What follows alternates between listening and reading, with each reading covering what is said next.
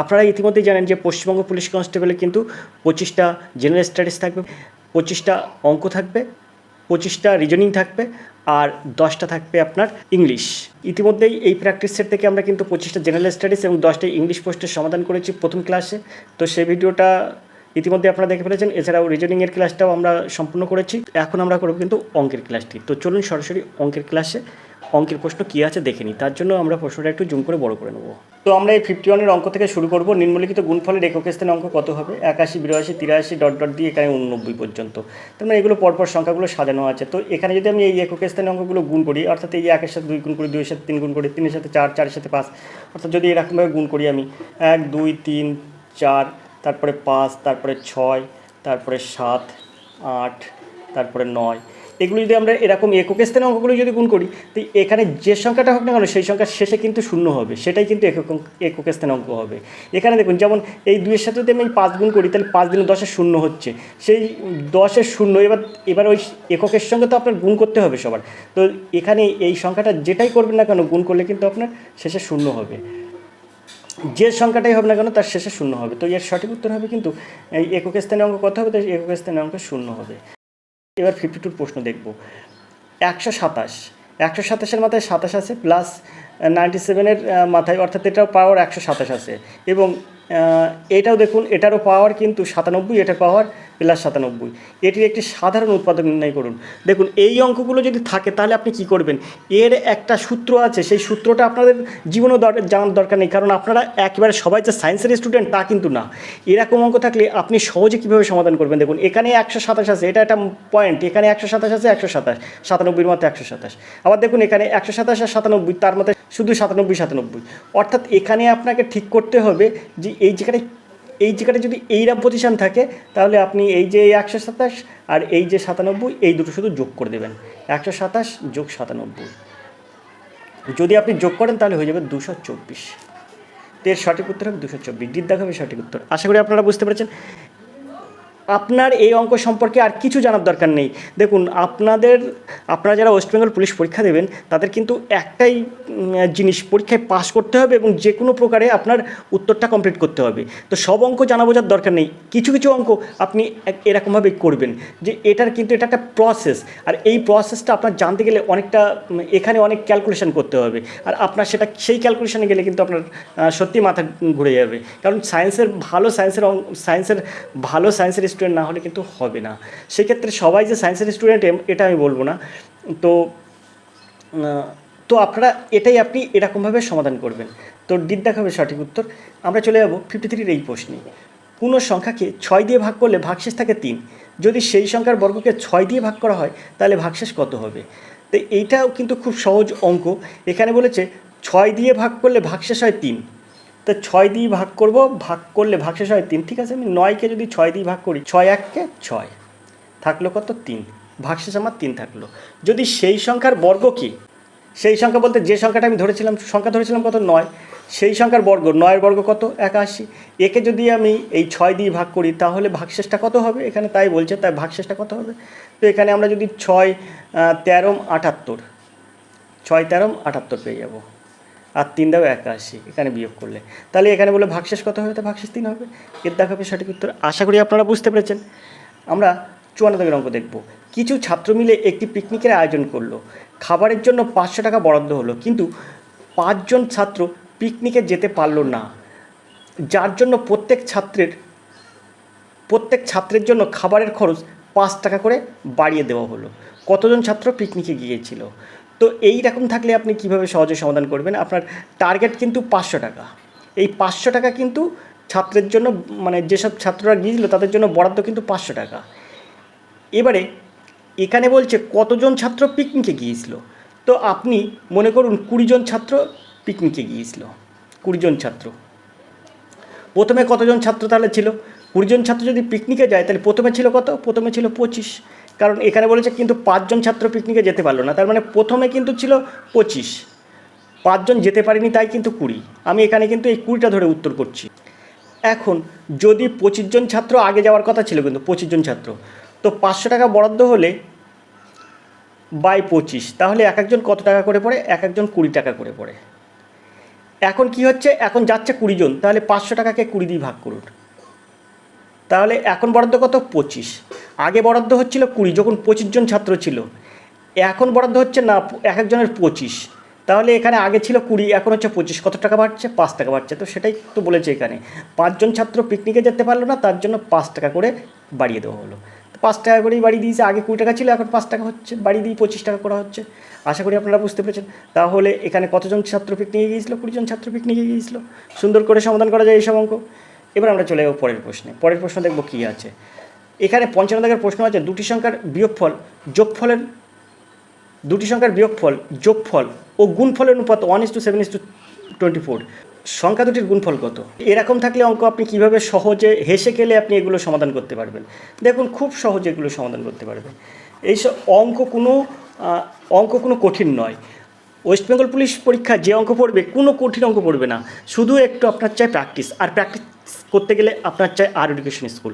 আর education school একমাত্র একদম বিকল্প ধরনের প্রশ্ন আপনাদের সামনে তুলে ধরে, বিভিন্ন রকম প্র্যাকটিস সেট আপনাদের সামনে নিয়ে আসে, নিয়মিত নতুন প্র্যাকটিস সেট আপনাদের সামনে প্রতিনিয়ত তুলে ধরে। তো তার জন্য চাই আর এডুকেশন স্কুলটা, আর এডুকেশন স্কুল সময় মতো দেখায় এবং তার থেকে বিভিন্ন রকম টিপস এবং ট্রিক্স সংগ্রহ করা। তো আমি সংখ্যা দুটির গুণফল মনে করছি 6। এখন সংখ্যা দুটির গুণফল যদি 6 হয়, তাহলে একটা সংখ্যা 2 ধরুন আর একটা সংখ্যা 3 ধরুন। তো এই দুটো যদি আমি যোগ করি, তাহলে 3 আর 2 5 হচ্ছে। আবার 3-এর থেকে 2 বিয়োগ করুন, 1 হচ্ছে। কিন্তু এখানে বলছে দুটি সংখ্যার বিয়োগফল, দুটি সংখ্যার বিয়োগফল 1, তাদের যোগফল 5, গুণফল 3 দিনও 6, তাদের অনুপাত কি বলছে? 1:7:24। কিন্তু এখানে কিন্তু 1:7:24 হচ্ছে না, 1:5:6 হচ্ছে। সুতরাং আমি কিন্তু এর দাগটা নেব না, মানে এর দাগটা আমার হবে না। তো আমি এইভাবে আমি তাহলে এর মধ্যে কোনটি সঠিক হবে আমি কি করে বুঝবো? এইভাবে তো 6, তারপর 12, তারপর 24, 48 এরকমভাবে দেখতে হবে আমার। কিন্তু দেখতে গেলে অনেকটা সময় চলে যাবে। তাই এখান থেকে আমরা সঠিক উত্তর এক চান্সে কীভাবে পেতে পারি? তাহলে আপনাকে ভাবতে হবে যে এখানে দেখুন শেষে বলছে গুণফল, এখানে বলছে দুটি সংখ্যার বিয়োগফল যোগফল, তারপর গুণফল বলেছে। আবার এখানে বলছে সংখ্যা দুটির গুণফল কত। তাহলে অবশ্যই এই যে 24 আছে, যে 24টা এই 24 দ্বারা বিভাজ্য, এখানে এমন একটা সংখ্যা আছে 24 দ্বারা বিভাজ্য। তো দেখুন 24 দ্বারা বিভাজ্য হয়, 24 24 সিটা হয়, আর 24 দিনও 48 ডিটা হয়। তাই আমি প্রথমে 48 দ্বারা করব। 48 দ্বারা যদি আমি সমাধান করি, তাহলে 48টাকে আমরা 6 আর 8 হিসাবে ব্যবহার করব। তো 8 গুণ 6, তাহলে দেখুন 48 হচ্ছে। তাহলে এখানে বলছে দুটি সংখ্যার বিয়োগফল অর্থাৎ 8 বিয়োগ 6 2 হচ্ছে, ইস টু দুটি সংখ্যার বিয়োগফলের পরে দুটি সংখ্যার যোগফল অর্থাৎ 8 আর 6 যোগ করলে কত হচ্ছে? 14 হচ্ছে, ইস টু তারপর তাদের গুণফল 8 আর 6 গুণ করলে কত হচ্ছে? 48। তাদের অনুপাত কত হচ্ছে? 1:7:24। তো দেখি তো আমি এর অনুপাত বার করি। তো 2টাকে আর 14টাকে আর 48টাকে যদি কাটি, তো 2 1 2, 7 দিনও 14, 24 দিনও 48। দেখুন 1:7:24। তো এখানে দেখুন এই 1:7:24ই বলছে। তাহলে আমরা বলতে পারি দিদাগের সঠিক উত্তর। আশা করি অঙ্কটা আপনারা বুঝতে পেরেছেন। আমরা চলে যাবো পরের অঙ্কে। তো এইভাবে আপনি বিভিন্ন রকম শর্টকাট টিপস এবং ট্রিক্স যদি সংগ্রহ করতে চান, অবশ্যই চ্যানেল দিকে নজর রাখুন। খুব সুন্দরভাবে সহজ ট্রিক্সের মাধ্যমে আপনি অপশান থেকে সমাধান করতে পারবেন। চলে যাই পরের প্রশ্নে। এখন আমরা দেখব 56-এর এই অঙ্কটি। 56-এর অঙ্ক আছে 40টি ইনিংসে একজন ক্রিকেটারের গড় রান 50, তার সর্বোচ্চ রান তার সর্বনিম্ন রানের চেয়ে 172 বেশি। যদি দুটি ইনিংস বাদ দেওয়া হয়, তাহলে 38 ইনিংসে তার গড় রান 48। খেলোয়াড়টির সর্বোচ্চ রান কত? তো এটা আপনি একদম পাতিভাবে ক্যালকুলেশন করুন। কিভাবে ক্যালকুলেশন করবেন? এখানে দেখুন বলছে তার সর্বোচ্চ রান এবং তার সর্বনিম্ন রানের চেয়ে 172 বেশি। তার মানে সর্বোচ্চ রান সবসময় মনে করবেন 172, এর বেশি রান হবে সর্বোচ্চ রান।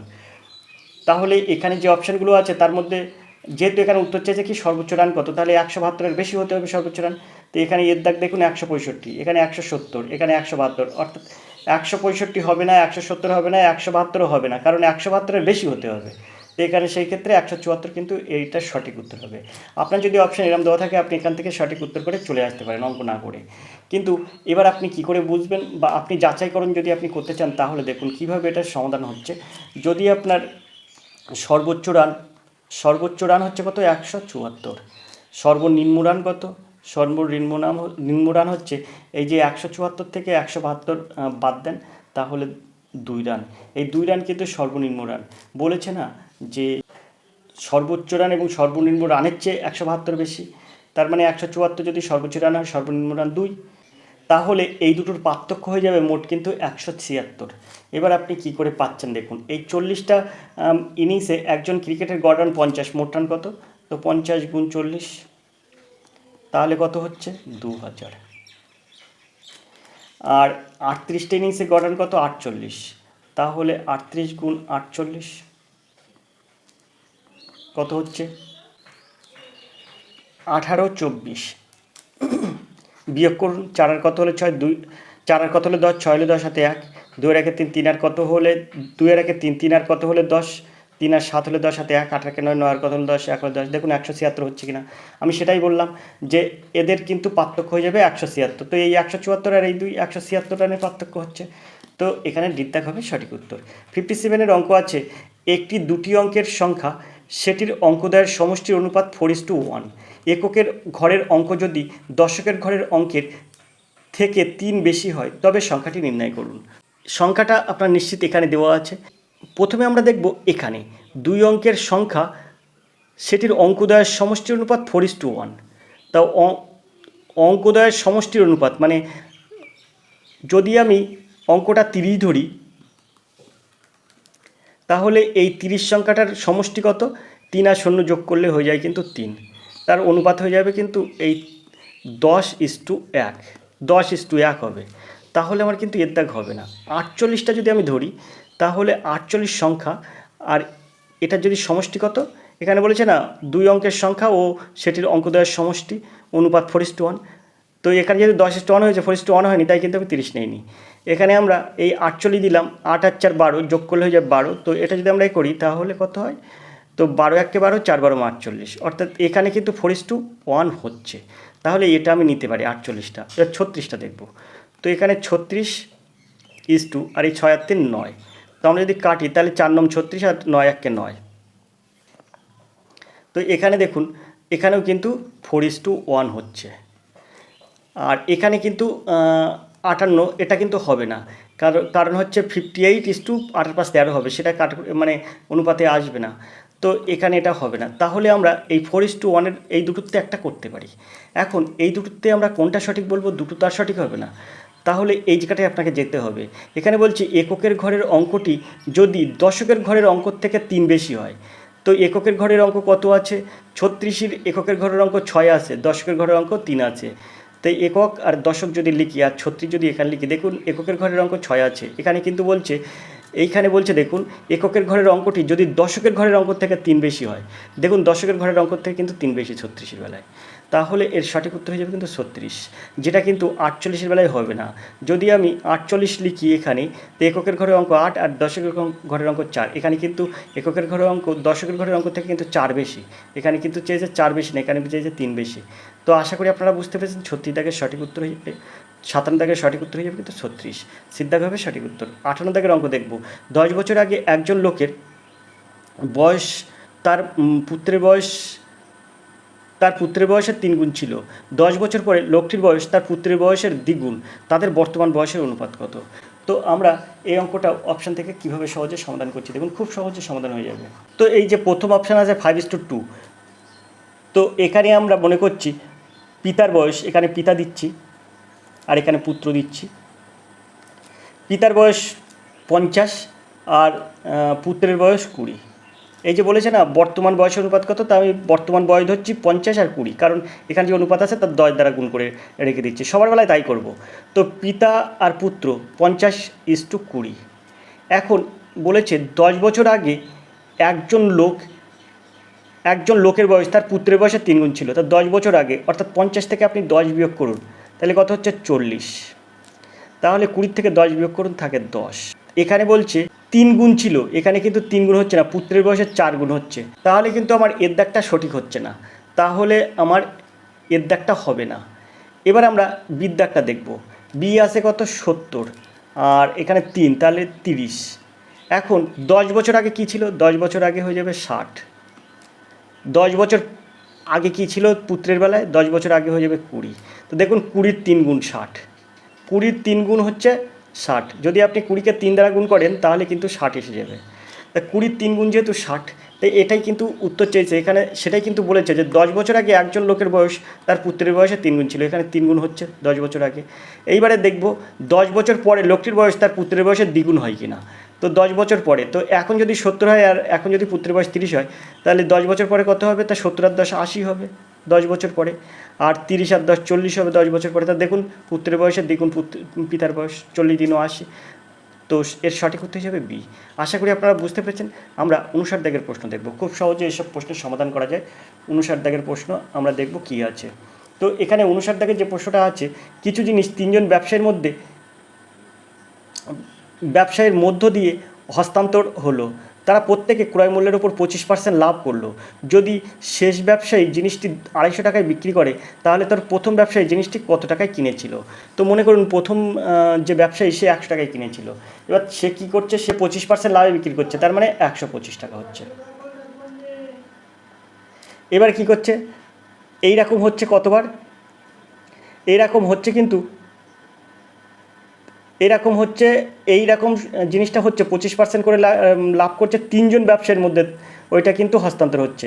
তাহলে এ 25% করছে, ও 25% করছে, ও 25% করছে, অর্থাৎ যে ওই জিনিসটা কিনছে সে তার 25% লাভে আবার বিক্রি করছে। সেই ক্ষেত্রে আপনার প্রথমে যে কিনেছে সে কিন্তু 125 টাকায় বিক্রি করেছে, ইন্টু আবার যে বিক্রি করবে সে একটা লাভ করবে, তো 25% লাভ করবে। তা 25% লাভ করার কথার অর্থ কি, 125 টাকায় বিক্রি করা আর 100 টাকায় কেনা।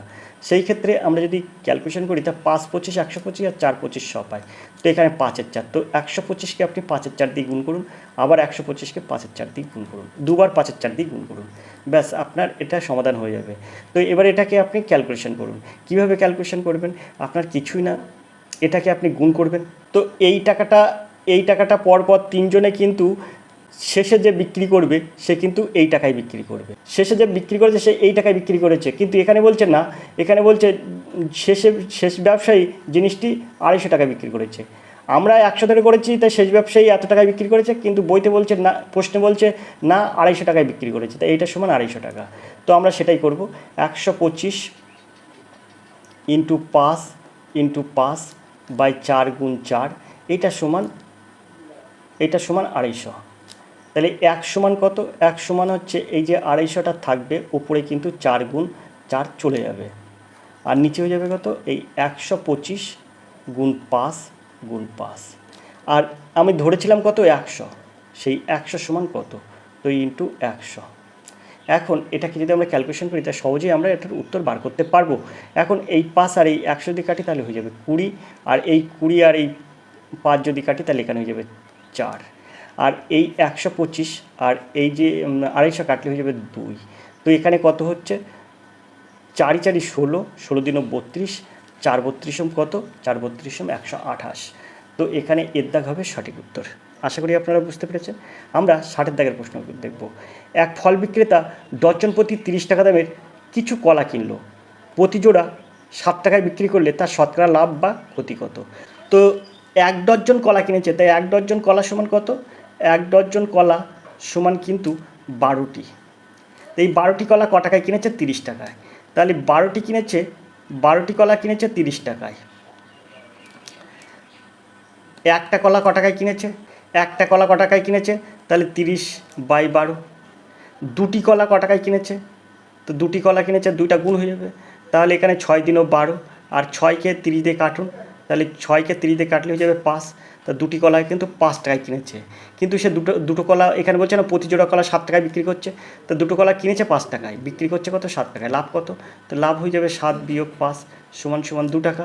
এই 2 টাকা লাভ করছে, ক টাকায় 2 টাকা লাভ করছে, 5 টাকার উপরে 2 টাকা লাভ করছে। তো 5 টাকায় যদি 2 টাকা লাভ করে, 5 টাকায় লাভ কত, 2 টাকা, 1 টাকায় লাভ কত, তো 2/5 টাকা, 100 টাকায় লাভ কত, 100 টাকা গুণ হয়ে যাবে উপরে, তো এখানে 5 20 100, তাহলে 20 আর 2 গুণ করলে কত হয়, 40। তো শতকরা লাভ 40%, তো এর সঠিক উত্তর হবে কিন্তু 40%। সিদ্ধাগ হবে সঠিক উত্তর, 40% লাভ। আশা করি আপনারা বুঝতে পেরেছেন। তো এইভাবে বিভিন্ন রকম শর্ট ট্রিক্স এবং টিপস যদি ব্যবহার করতে চান অঙ্কের মধ্যে, তাহলে অবশ্যই চ্যানেলের দিকে আপনাকে নজর রাখতে হবে। চ্যানেলে আপনি যত দেখবেন তত আপনি নিত্য নতুন প্রশ্নের সমাধান পাবেন। তো যদি আপনাদের এ বিষয়ে কোনো কথা থাকে, যে কোনো পিডিএফ সংক্রান্ত বিষয় বা অন্যান্য বিষয় যদি আপনাদের কোনো কথা থাকে, তাহলে অবশ্যই আপনারা সরাসরি আমার সঙ্গে যোগাযোগ করতে পারেন।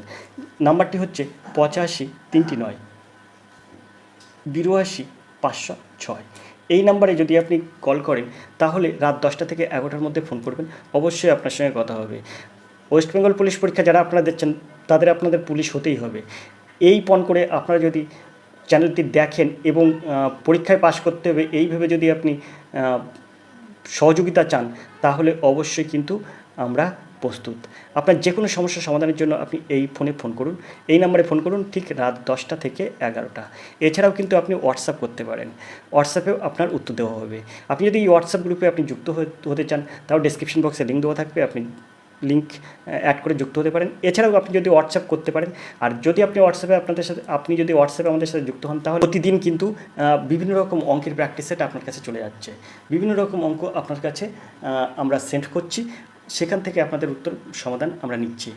তো যদি আপনি সেই অঙ্কের সমাধানের সেই খেলাটি খেলতে চান, তাহলে অবশ্যই হোয়াটসঅ্যাপে যুক্ত হবেন।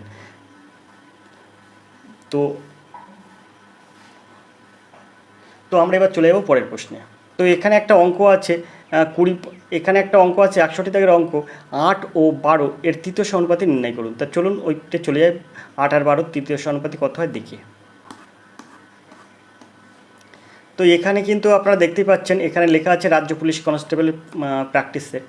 তো আমরা ওপিটি 100টি দাগের প্রশ্ন পড়ে এলাম, 8 আর 12 তৃতীয় সমানুপাতি কত।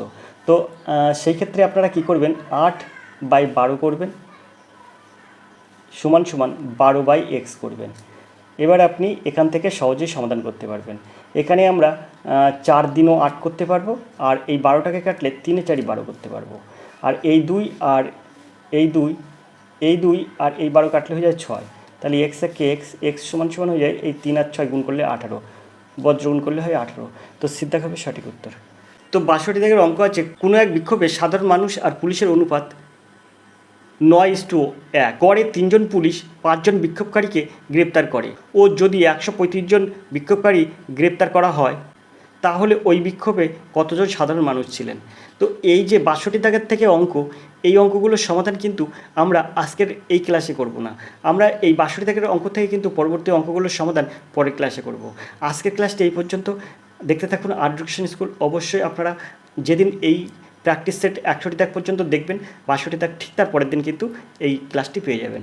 তো আজকের ক্লাসটি এই পর্যন্ত, দেখা হবে পরের ক্লাসে। ততক্ষণ ভালো থাকুন, সুস্থ থাকুন। ধন্যবাদ, আপনাদের শুভ হোক।